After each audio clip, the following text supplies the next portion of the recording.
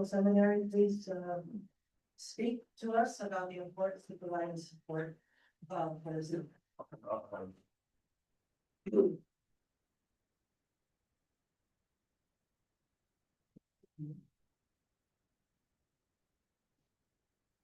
Good afternoon. My name is Kurt Peterson, and I am delighted to serve as the VP for Institutional Advancement here at McCormick. A progressive leader in the Reformed tradition committed to equipping women and men for faithful, inclusive, and liberating ministry. Friends, thank you for gathering on our campus for these 2 days of testimony, lament, and truth. Your presence means so much to us as a community. We are listening as witnesses testify before commissioners and observers about the erosion of civil rights, about the atrocities carried out underneath the direction of federal agencies, real harm done to real people with consequences that reverberate through our neighborhoods. What we're confronting is not random. It's on purpose. Those who control the business and governing structures in our nation are working to roll back the hard-won gains secured through the civil rights movement, codified into the Civil Rights Act of 1964. The constitutional structures that are supposed to protect the vulnerable have failed, captured by power, weakened by fear and indifferent to suffering and injustice. Weakened by cowardly leaders committed to self-preservation, the press, the fourth estate, is failing us when we need the prophetic power of investigative journalism more than ever before. That is why we are here and why we must act now. Jesus Christ himself said of his disciples in Luke chapter 19 that if they keep quiet, even the stones will cry out. Many of our elected leaders are keeping quiet, and now it's time for us to shout. Dr. King warned us that the church must be reminded that it is not the master or the servant of the state, but rather it is the conscience of the state. Today, the people of God must refuse silence because injustice anywhere is a threat to justice everywhere. And when the darkness gathers, we remember that darkness cannot drive out darkness, only light can do that. Singer-songwriter Bruce Coburn continues the metaphor, our Canadian brother, and he invites us to kick at the darkness until it bleeds daylight. Reverend Jesse Jackson has taught us to keep hope alive. Reverend Dr. Jeremiah Wright has insisted that the church must confront the structures that create injustice, not merely soothe the wounds that they leave behind. And with leaders like Dr. Ida Carruthers, our host, Reverend Dr. Maisha Handy, our president, and Reverend Dr. Otis Moss in the room, we know that this tradition is not dead, but it's rising again, extending further and further. So this HART Truth-Telling Commission begins locally, but it will not remain local. We are taking this effort national, and we need your help. So today marks the beginning of a movement, not just one single event. Our work is offering a prophetic witness to the world, naming what is happening, defending the dignity of our people, and sparking renewed commitment to civil rights. The first step is to tell the truth, document it, and show it to the world. And together, we are taking that initial first step. Today, I'm asking you to help fund and invest in that witness. Please support the Center for Reparatory Justice here at McCormick Theological Seminary, the sponsor of this commission and a home for courageous truth, rigorous scholarship, and organizing for repair. Give generously, help us keep hope alive, and help the church be the light this world now demands. There are cards at your table. You all have them here at the table. For those of you in the audience, I left a few on the table over there. It has a simple QR code if you'd like to go on and make a gift. But if you'd like to discuss a possible ongoing partnership, if your organization would like to partner with us in this work, please reach out to me directly.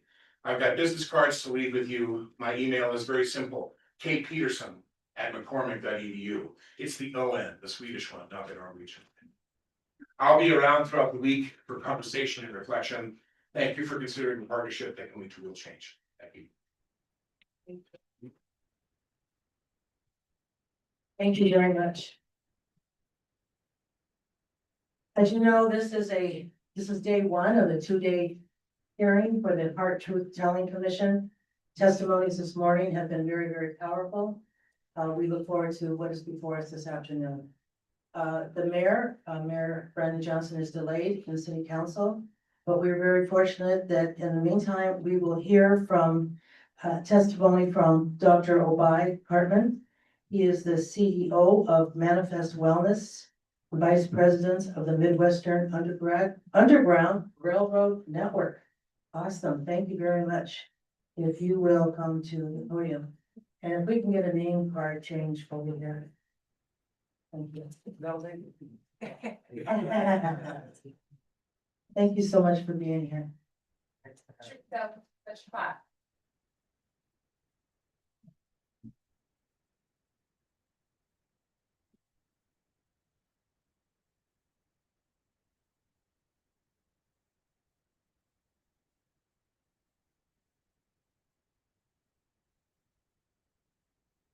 Before I begin, I ask for the permission of my elders.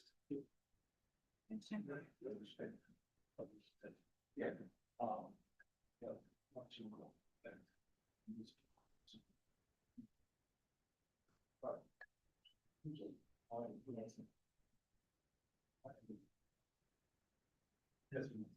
Right.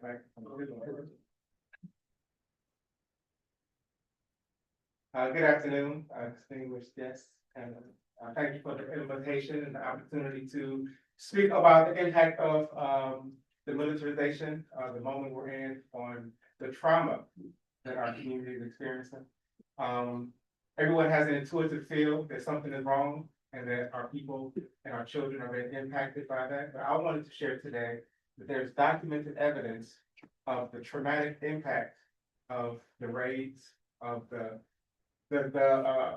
shift in culture, of the policy. These are not legal concerns. These are human moral concerns that have impact on real people. I want to share some of that. I'm a psychologist, clinical community psychologist. Most of my work is in community, grassroots mental health advocate. Spend a lot of my time in spaces where young people don't have access to care. So I go to group homes, I go to prisons, I go to high schools that don't have resources, and bring services that are culturally sensitive, that are appropriate to the relevance of the community. And so I'm able to hear the voices of people who don't feel like they have an opportunity to speak and don't have access to care that is for them, created by them, and incorporates their voice into what they know makes them better, whole, and more balanced. But when I think about trauma in mental health, trauma is not only defined by the event itself, but how the event overwhelms a person's sense of safety, control, and their ability to cope. When a community experiences raids, especially those that are militarized, unpredictable, and publicly visible, people don't just feel afraid in the moment, they experience an ongoing threat.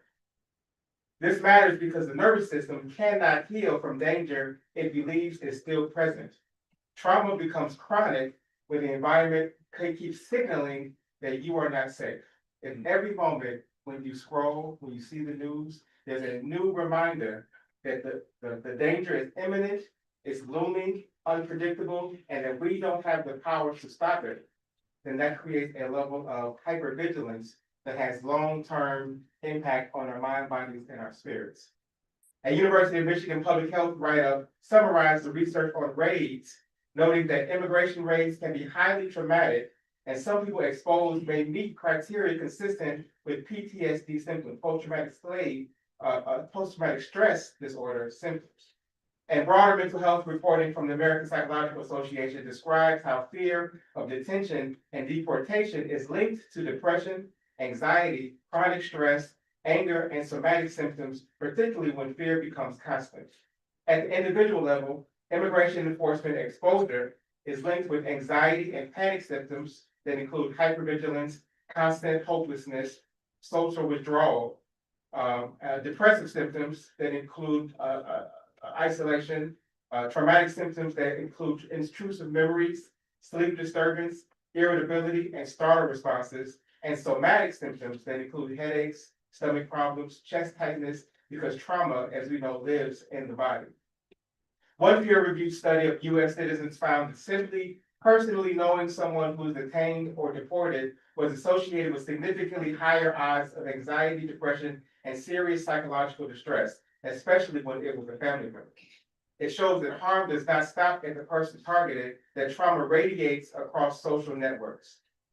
Family impacts mean that at the family level, raids create a predictable set of psychological injuries. Whenever separation or temporary long-term threat is looming, it disrupts attachment and creates grief without closure. Reviews of anti-immigration policies note significant distress tied to family separation, and reunification strain. The role strain and economic shock that occurs when a breadwinner disappears creates anticipation of the disappearance that leads to housing insecurity, food insecurity, job loss, and sudden changes in caregiving. These stressors compound trauma and increase risk for depression and conflict inside the home. Many parents avoid talking about the threat to protect their children, but children sense it anyway. Part of the learned helplessness that happens in parenting is that we feel that our sole job is to make sure our children feel safe, and when we can't realistically, honestly say everything's going to be all right. When we try to put the face on, when we try to pretend that we can hold on, that we can protect, our children still believe, they still know, they have an intuition that our stress bleeds onto their reality. Learning how to protect children in a dangerous world and being unable to do that creates a debilitating cocktail of anxiety for parents and for children. At the community level, raids create what we can accurately call a climate of fear. In public health terms, that is a social determinant of mental health. It changes behavior, it changes trust and help seeking. It makes people become avoidant of clinics, schools, courts, and social services. It reduces reporting of crime and domestic violence.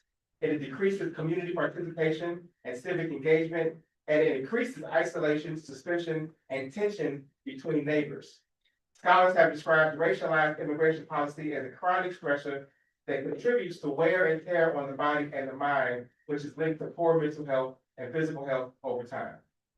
I spend most of my time working with young people. Young people are experiencing the greatest burdens of some of the distress that is happening in these communities, and they have the least amount of access, capacity, agency to be able to protect themselves and heal from the traumas that are being inflicted upon them. Children don't need to be handcuffed or placed in a van directly to be traumatized.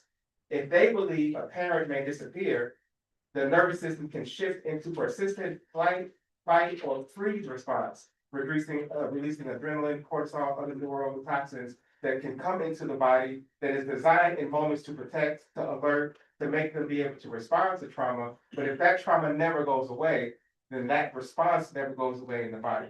The body is designed to be able to retain a certain amount of hypervigilance, but it's supposed to go back into a calm, meditative state. If you're not able to maintain some type of equilibrium, then that constant stressor turns into developmental interrupters for children that have long-term consequences for us. That constant state of alertness creates attention and memory problems. It disrupts emotion regulation. It disrupts sleep. It interrupts school engagement, and it gets in the way of trust in adults and institutions. Recent youth-centered research on aggressive local immigration enforcement documents youth describing ongoing fear, lack of safety, and psychological social stress, essentially living with the expectation that enforcement could strike their family at any time. News reporting and surveys indicate that ICE raids create a pervasive culture of fear in schools and communities, leading to emotional distress, reduced attendance, and increased bullying and psychosocial stress in students from immigrant families. The increased bullying means that not only they are experiencing their internal dysregulation, but they are being taught by the so-called leaders of their society, what do you do in conflict? How do you get what you need? How do you create hierarchies in your community, in your social networks, where you find yourself being able to dominate someone else, just like the president is? And so bullying is increased. We are teaching them the lesson. The children become a mirror for how we are describing what societies need to do and how they function. And so when we see children attacking pregnant mothers, they are showing us what we are teaching them about how do you engage with other humans when you want something that they don't give you. And there's another point that we often miss: even unborn children can be affected. Rigorous studies have found that increased immigration enforcement activity is associated with changes in prenatal care and utilization and newborn health. So chronic fear during pregnancy shapes infant outcomes through stress and physiology. When we discuss race, we are discussing trauma that can affect life trajectories, educationally, emotionally, and developmentally. To close, the mental health harms of race are not abstract, they are measurable, they are predictable, and they are widely documented. The testimony you're collecting here matters because it creates a public record of harms that too often remain private, held in bodies, held in children, held in communities. If we are serious about repair, accountability must include trauma-informed community supports, culturally grounded mental health care, protections that reduce fear-based avoidance of schools, clinics, and courts, and policies that stop producing predictable psychological injury as a byproduct of enforcement. If we are true and if we are sincere about our commitment to our children, to our families, communities, then these moments and correcting the record that this is not a policy issue, that this is a human issue, and that there are laws in place that people are having to abide by that are in conflict with universal God laws that we also have obligations to, allows our children to know that there is a response to the active ongoing domination, that we are not apathetic, that we have power, agency, we have a voice, and that when our children see that, it teaches them that they have some power in a moment, when we're taught to be fearful, powerless, and accept that this is what the world is supposed to be. But our children are the ones that are constantly reminding us through their imagination, through their possibilities, and that is being threatened, that is being choked through the survival mode, the mechanisms of fear that they're constantly being bombarded with. So healing has to occur through truth telling, it has to occur through community, and this process is, I believe, very instrumental process of healing for all of us, particularly for our children. I'm grateful for the opportunity to share some of what I know as an expert in trauma, how it impacts and how it's relevant to what is happening for us, our community, individuals, families. So with that, thank you for the time. Very powerful, thank you. Commissioners. Go ahead, Dr. Casanova. Why do you ask? I had a question, that's why yeah. Thank you so much. Thank you, Dr. Obari. Yes. I'll ask just one of the questions. First of all, I wanted to say, it's heartening to me as part of this HART Truth Telling Commission. The hat that I'm wearing today is as a member of the Directorate for IHRA, which is the International Human Rights Association for American Minorities. Your point about the importance of this testimony, I think our first testimonies were about the importance of how this can be utilized in the education system, literally within CPS, with our children, to help them understand, what's happening and put it in context. But I wanted to say that I know Samuel DeWitt Proctor Conference and Dr. Ivan and others are committed to also ensuring that it is brought into the international human rights arena, to ensure that, that information will be able to, we can connect the dots, because it's not just happening here. It didn't just start a month ago. It's not just with regards to immigrants, etc. So my compliments to you for bringing a really powerful testimony with regards to the human rights impacts, and also an important part of repair. A lot of people here have been taught, just think about it as 40 acres and a mule, right? And some of the work that my fellow commissioner is doing helps dispel that. Question is, the piece about not just the raids and all the other heinous attacks that are happening, and the pepper ammunition that was hitting some of my teams on the west side and so forth, but then the detention piece. What do we know, or what do you know about the trauma, caused by those conditions that stays in the genes? To your point, I know you all do epigenetic work as well, so I'm sorry to be so long-winded. No, it's the same information that we have been gathering for decades around the lasting trauma of incarceration in general. The thing that's different about the detention that's happening now is that there is less of a personal and community justification that's connected to criminal activity, right? And so it being random makes it much more unpredictable, makes it much more scary for people. So for it reminds me, I was introduced as the vice president of MERN. It's been the last couple of years studying that chapter of our history, the freedom seekers, journeys, Underground Railroad. And what I remember about sort of from the studies and just sort of the psychic memory that we all carry is that, as you say, these are all repeating cycles, that there were moments when we had black codes, and there was moments when people had to carry papers around, or when there was the threat that at any moment in your daily lived experience, someone could snatch you from your life. That randomness in this moment creates another added layer of a compounded trauma and anxiety that adds to what we already know about what happens to people when they are incarcerated, certainly in isolation, certainly without programming, without access to family, without communication. When you dehumanize a person, it has a ripple effect into their understanding of themselves, their connection to their communities, and those things last for generations, not even just in the lived body of the people who are being detained or incarcerated. So beyond just the abuse that happens, just the physical removal of people from their communities and that being randomized is extremely terrifying to people and families. So, Dr. Oh, sorry. Dr. Carmen, thank you. Thank you for your wonderful testimony. I'd like to have you look at the intersection between post-traumatic stress disorder and moral injury. Yeah. So when we talk about moral injury, we see the way that post-traumatic stress disorder shows up in veterans. Yeah.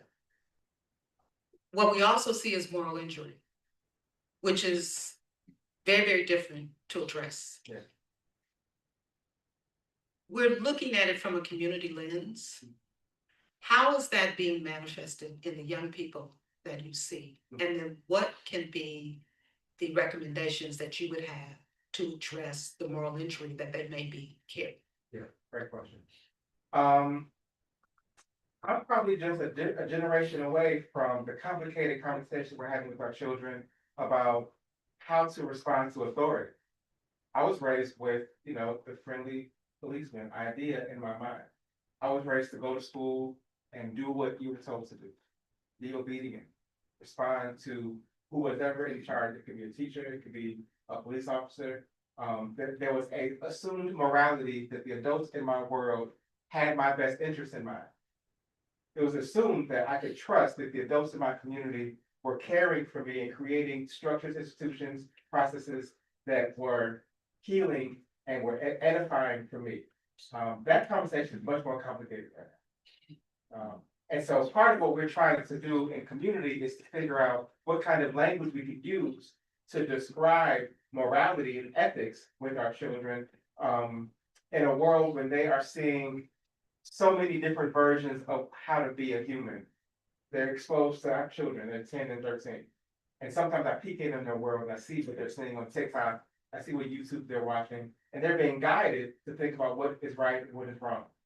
They're being told that the leadership in place has power and that power is sometimes abused, and that they're wrestling with what does it mean for me to now go to school when you at home told me that sometimes teachers lie. Right.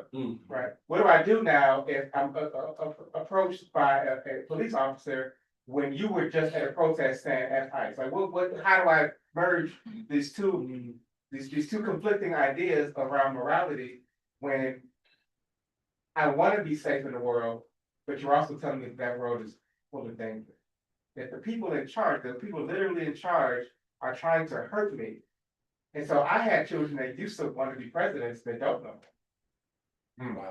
And there's the roles have been tainted because of the positions and so I think it's a really complicated conversation, and it requires a constant processing of our children with the realities that are going on. And then we have to define in very minute detail, moment by moment, what is good, what is bad, what is fair, what is equal, and that those are conversations that have to be removed from the institutions that are supposed to do those, like courts. Right? We can't necessarily just trust that we can send our children to places and that they will be taught right, wrong ethics. Not even necessarily in churches, right? And so these conversations are very, very difficult, very sophisticated, but they require us to really get at the issue, which is how do we treat people right? What are the principles and values that we do, and have it not be just rooted in a societal sort of norm that is encouraging dominance, success materially, um, uh, uh, uh, uh, uh, do what you want when you want, right? When you see that replicated in kindergartens, right? When you see children taking toys and things, and we can teach lessons and no, this is how we are with our friends. Those are things that are hard to land in children when they see adults not doing those things. Right. So first we have to model those things, create opportunities for children to see this is what we do as adults, and then teach them the correct lessons, and then disconnect that from what we used to teach, which was much simpler, which is that all adults care for you, which is not necessarily true anymore.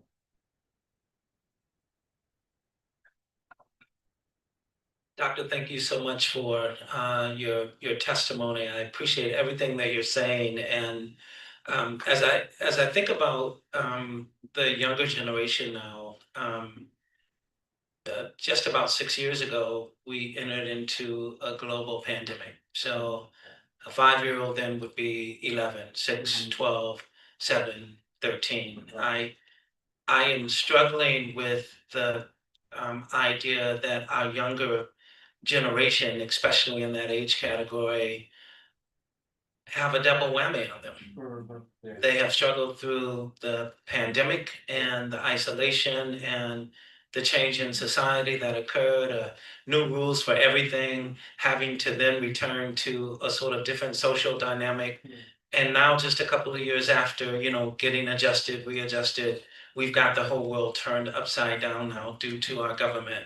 I'm wondering whether or not you can give advice to folks who are on the front line with these young people about how to engage them, how to engage in conversation.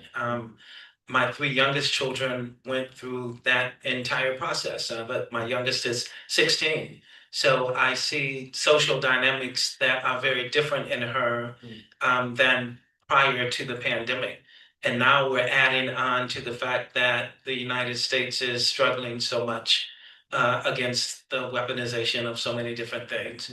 From your perspective as a professional psychologist, what advice would you give to all folks that are working with young people who are struggling with so much that we did not struggle? We struggle with other things, but we did not struggle with the kind of dynamics that these young people have struggled with over the past 6 years.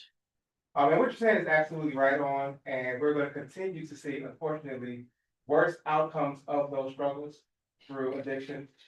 We see a rising rates of suicide, depression. Not only do they have now language to describe the depression and anxiety, but they also have less opportunities to actually process those things. So they're going to each other, they're going to the internet, and they're going to having access to, drugs, pills, vapes that we didn't have access to. So all of this compounded in ways that their way they're processing the struggle is causing new problems that we're not going to see the impact of for years to come.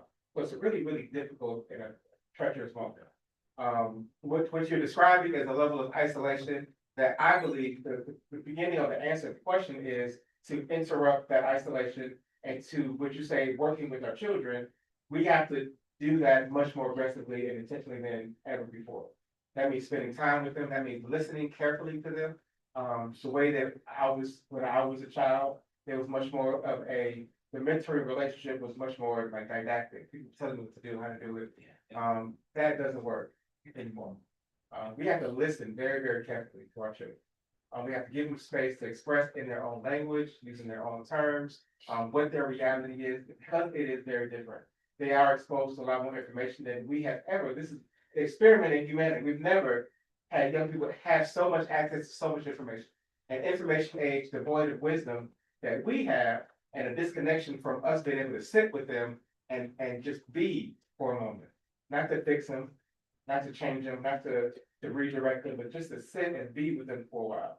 And sometimes that's uncomfortable for us, because if they're listening to music that makes our stomach churn, right, then our response is to turn it off, to get it away, and tell them not to turn it, But I believe that our approach has to be much more compassionate, right? We have to go into their world, engage with them in that world and help them process the things. We're beyond censorship.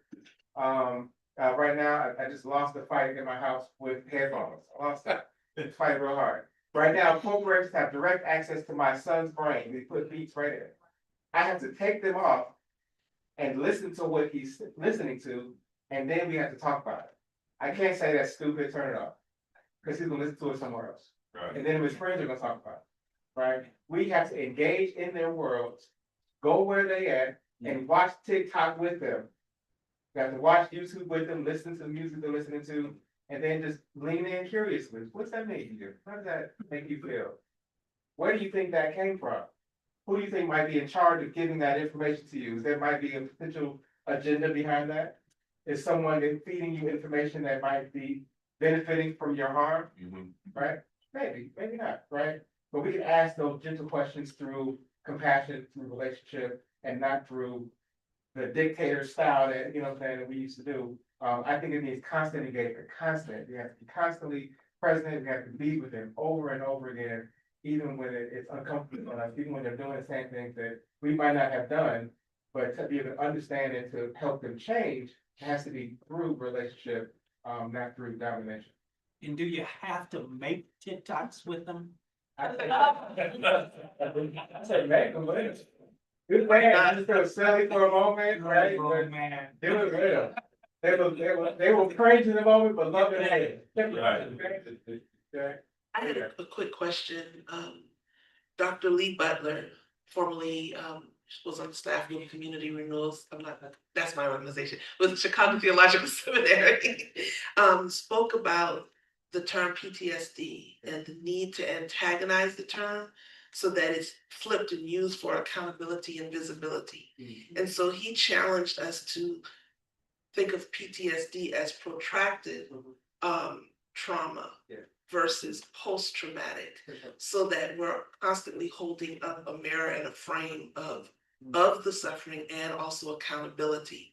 And then really quickly, I also think of Sojourner Truth, who was separated from her mother when she was really young, but still maintained that cultural memory to build sacred altars and practice some of the rituals that she may have been exposed to and may not have, but somehow she still internalize it. So being able to look at the protracted trauma to hold the mirror up for accountability, but also how do we help our young people tap into that cultural memory that gives you strength to be able to face the trauma and move towards healing.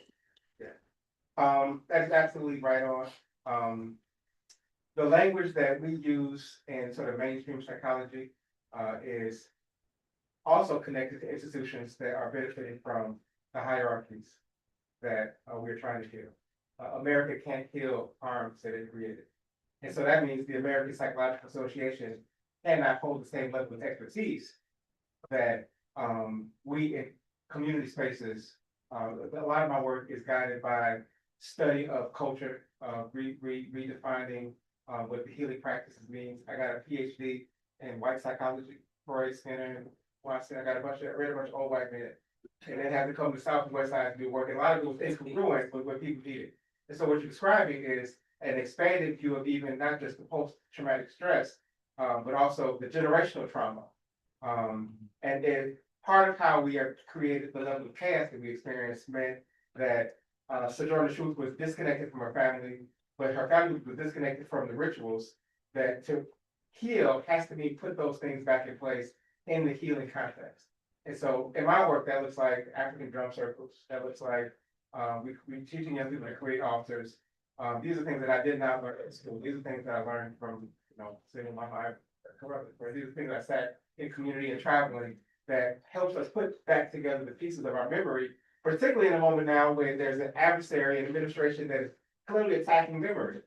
When someone bans the book, you got to read that twice. If someone is saying that they have to take away an element, art, culture, and memory, then we as the healers, as the people who are responding to that trauma, have to know that there's medicine and power there and put that back into therapeutic practice. So I agree wholeheartedly that cultural memory is healing, and that part of the healing is helping our children remember that we've been here before, but we've also gotten through it before. right? We've gotten out of it before. And so when they feel, and I used to say apathy a lot, but it's really a learned helplessness. They really feel like there's nothing we can do, that they are too powerful, that they don't win, and we might as well just cope and manage and get along. These moments remind us that there's a legacy of resistance, and that resistance is healing. And too often the therapists are in a different room than the activists and the organizers. So the therapists are trying to help cope and manage and debrief, to be mindful, and then the activists are fighting and resisting. That all has to be one conversation. And the cultural memory restoration is part of that.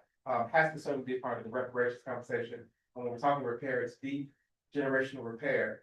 It's not, your grandma was mean to you. That's not generational trauma. Generational trauma is someone took your voice, your tongue, your rituals, your music, your language, your spiritual conceptions out of you because they knew how powerful and medicinal it was. Part of the restoration has to put those things back in place. Yeah.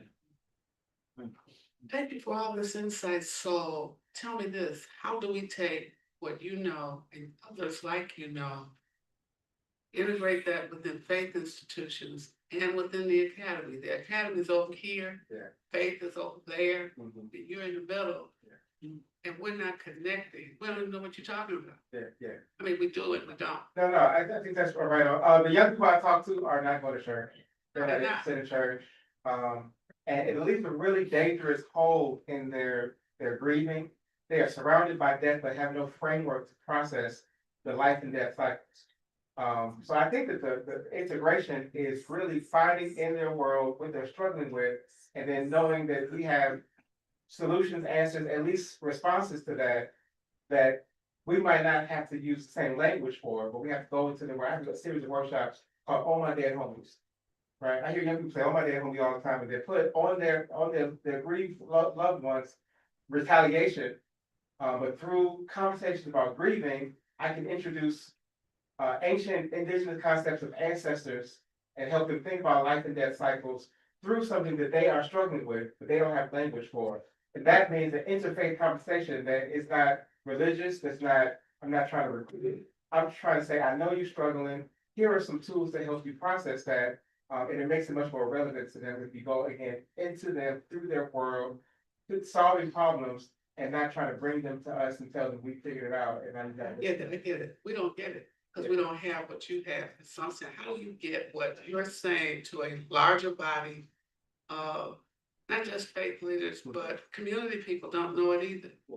The civil rights organizations are not speaking to the needs of youth. I did 33 funerals when I was at CPS of young people. I should never forget, the psychologist told him to draw what you feel at this moment. One little boy drew 4 tombstones. And he named all three of them, and then the last one he said, "That's me." Right. We're not prepared, I think, as a body of people. And so I'm trying to figure out how do you, the academy, and reach more people with the information that you have, because we're not talking to the kids, we're not even talking to their parents. With the kind of tools you're talking about, we tell them, look to the hills from whence cometh your help. All of your help cometh from the Lord. Your question is a scale question. It's a question that I struggle with. In order to be able to maintain the integrity of the kind of work that I've been able to do, it's meant being very small and grassroots. And that has meant not having access to media institutions, budgets to do the kind of work that scales what I think needs to happen. But the answer for that is always going to be collaboration. There are people that have access to schools and media. I think that what you suggested earlier around using TikTok, using what they are engaged in.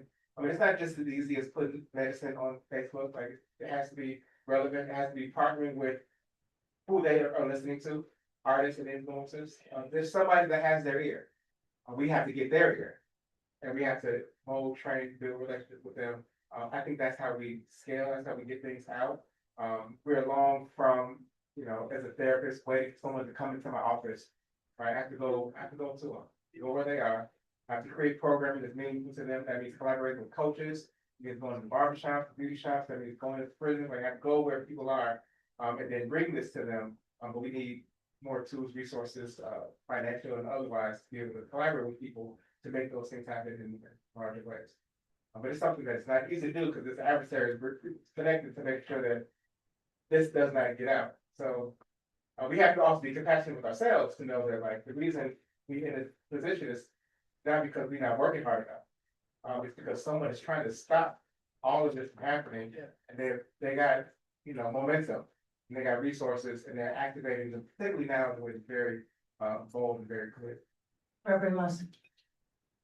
Could you give us some best practices, one on the village level, in terms of a larger group, second, in terms of a personal one-to-one level? You shared a couple of those pieces in your commentary.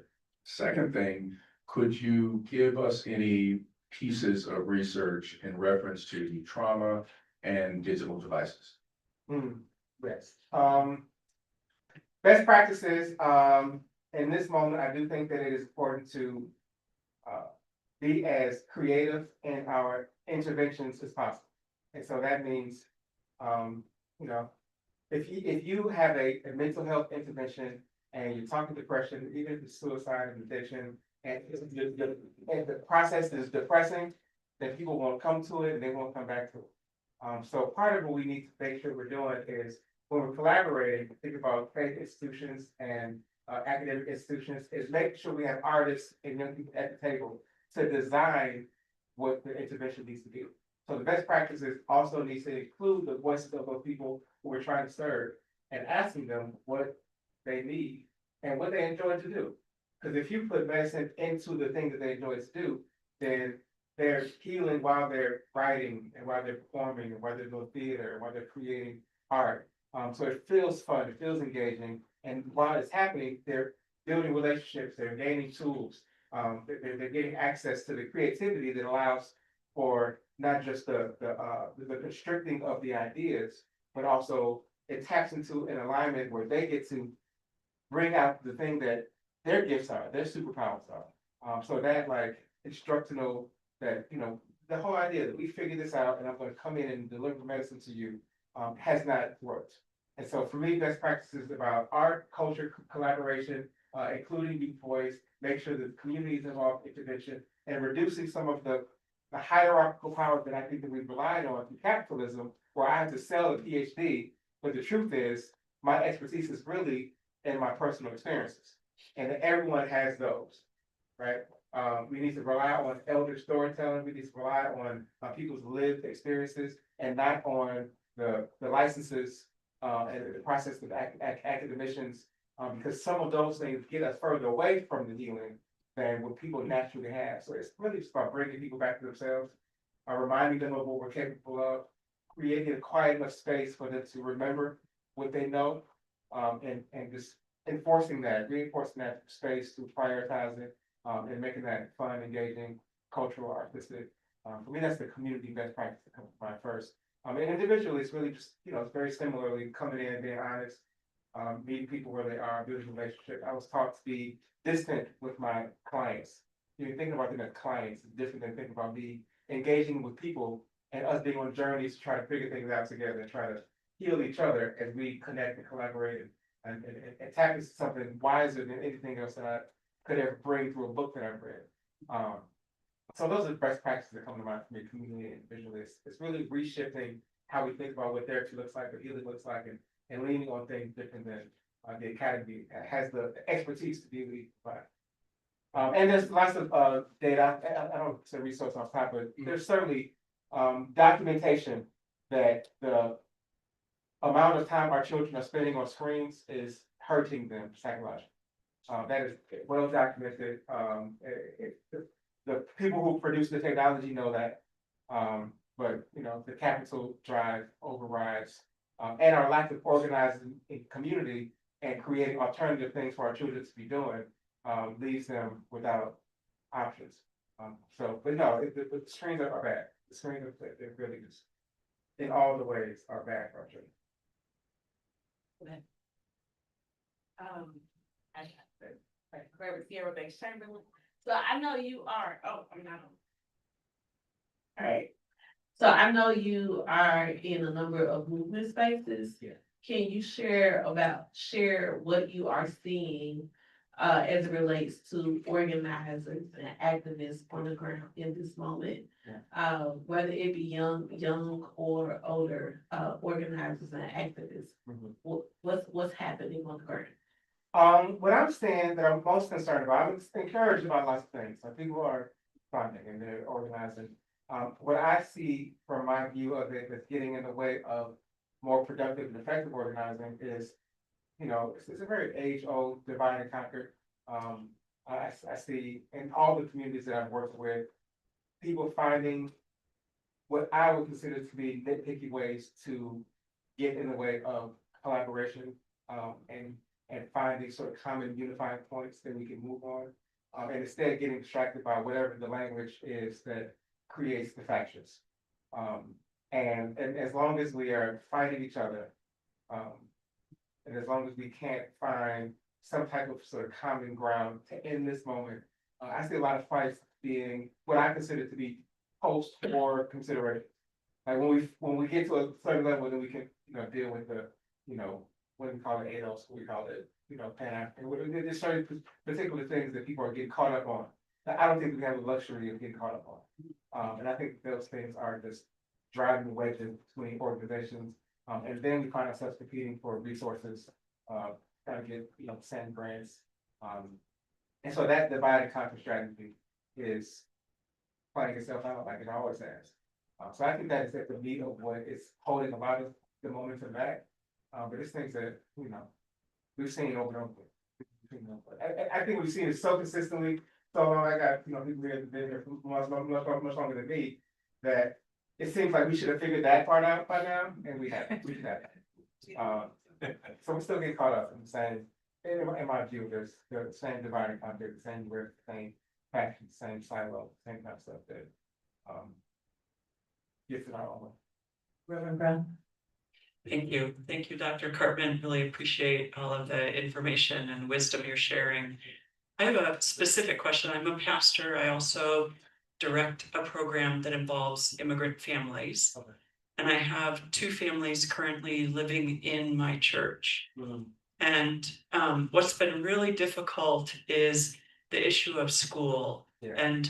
And whether or not the kids are going to school. And I wondered if you have research, if you have any wisdom and knowledge to share around in a time like this when parents are terrified and our church is only 2 blocks from the school they currently go to. A lot of families are walking way further than that. And even in the 2 blocks, the terror that the mother feels is palpable. And we're in what is considered a safer neighborhood in Chicago related to ICE. And so I keep wondering, should kids be doing school online in this moment, like they were during the pandemic? Or is the benefit of them being in a classroom with their peers so great that we should really just do everything we can to get them in the door every day? It's a very important question. I think that for me, there's a combination of both of those things that need to happen. And it's difficult. And the schools are also afraid, and they're doing what they can. They've been trained to respond to when people come doing, but it's just not enough. So I do think that more can be done to protect school spaces so that people can have options, and that we can go into families that are in spaces like yours to give them what could be realistic reassurance if it's real. But I'm not for, tricking folk. You know what I mean? Like if it's not real reassurance, if they are actually safer where they are, then we do need to, I think, adjust and pivot to creating more collective opportunities to gather educators to create, virtual spaces for the children to not be interrupted in that learning. Because because that anxiety just festers otherwise. So the school isn't just a distraction, it also helps them move forward. And the school, if it's proper schooling, gives them opportunities to learn about historical movements, to be able to get some safety in the fact that there are people working on this. There are people who are mobilizing around these things, that they don't have to be afraid to know that they're just waiting for trouble. But the school should be educating them about what are things that have going on and are going on. And if that needs to come through the internet, if that needs to come through us organized educators to make sure that we have platforms for all of the students, wherever they are, to have access to that. I think both of those things need to have that. Sure. And, Sierra has that question, that thing. Has CPS implemented an e-learning option for high-risk students or at-risk students? Not that I know. I haven't heard anything about that. That's no problem. Yeah. That's no problem. And I think they should, frankly. I think, our time is up. One more Was there one more question? Okay. Thank you. Hello, Dr. Kirkman. How you doing? You know, one thing that I love about Dr. Kirkman is I met him first doing the drum circles and thought that he was a healer through drumming and engaged him for months to come do drum circles before I even knew he was a psychologist. So I really appreciate that gift that you've given the community. I grew up in the church, and I credit the church and my experience in the church for much of my education. Much of what I learned in the church has been transferable into my leadership. I've served as an elected official.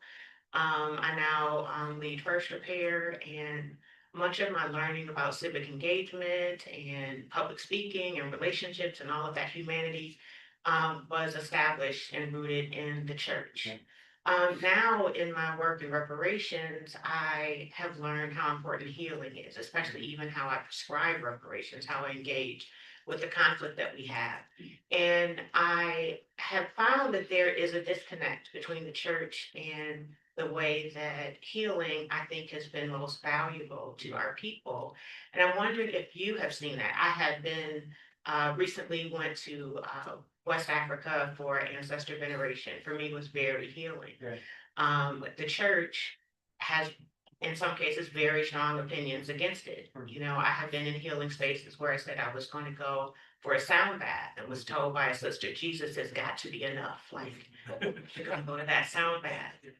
So I'm wondering if you have made any effort to connect to the church with your healing, cultural healing practices, because the church has place and space and, you know, infrastructure. We have phone trees and ways to connect to people. It's a trusted environment.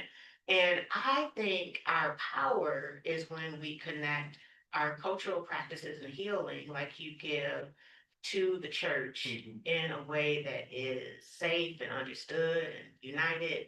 So 2 questions. One, are you seeing that caution, or have you engaged the infrastructure of the church or the institution of the church? And what are your thoughts about that? Great question. My first thought is, as you're describing the church, that hasn't been my experience. It depends on what church I'm at. And so we're talking about interpretation of a text. And there's as many interpretations as there are people that have experience. And so there are churches where I go do drum circles at, and there are certain churches that think that yoga is demonic. And so it's not the church, it's not the Bible, it's not the system, it's how people are interpreting that system. And y'all know, y'all here, like there are people here that have different interpretations of it. And my question is the same as the question that came over there, which is around the voice, the scale of the perspectives that y'all have around interpreting that text and that institution that is more open and encompassing and accurate. And how that voice can be the dominant voice and responding to the criticisms and the rigidity that other interpretations have. I think that has to be a church to church conversation. As someone is not, I was raised in the church, sure, but I'm not still a part of that institution in an official way. And so I think that is a really important conversation. And there are places where I don't engage that conversation. I just go where people invite me to. And there are lots of folk that have an open interpretation of that text that has room for ancestral veneration, for drums, for yoga, and those things.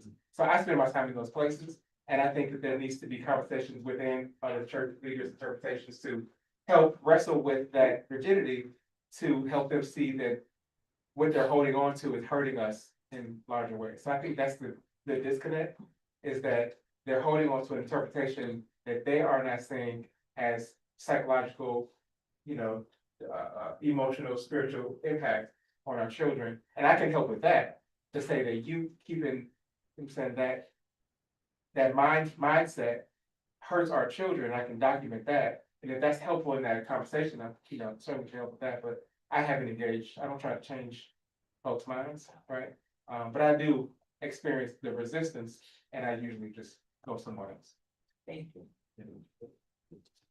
And with that, Dr. Cartman, your contribution as a chaplain and then tremendous. Thank you so much. I appreciate it.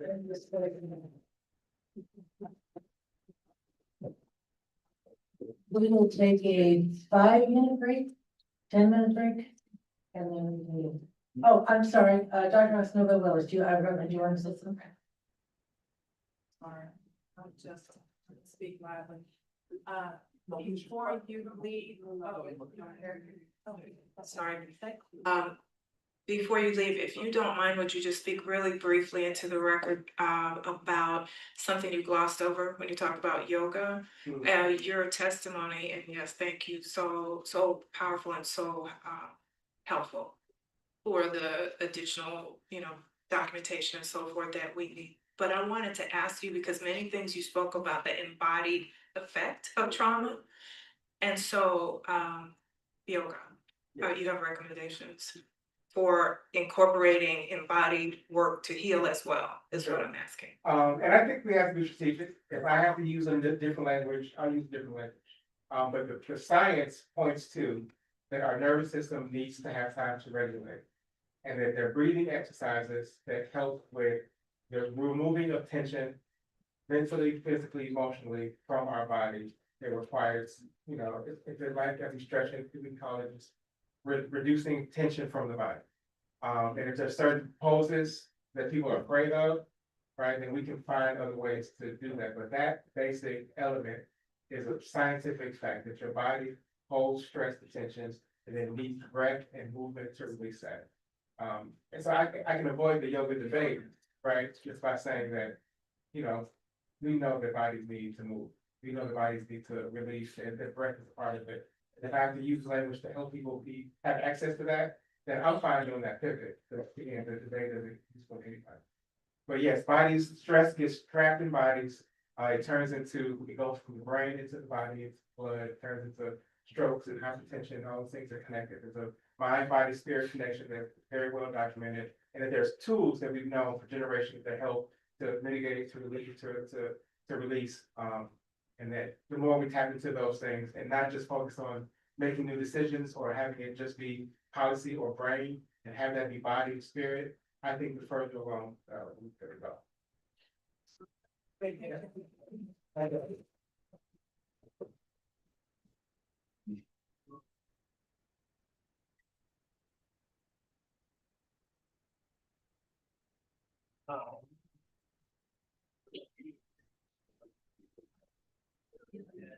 Right.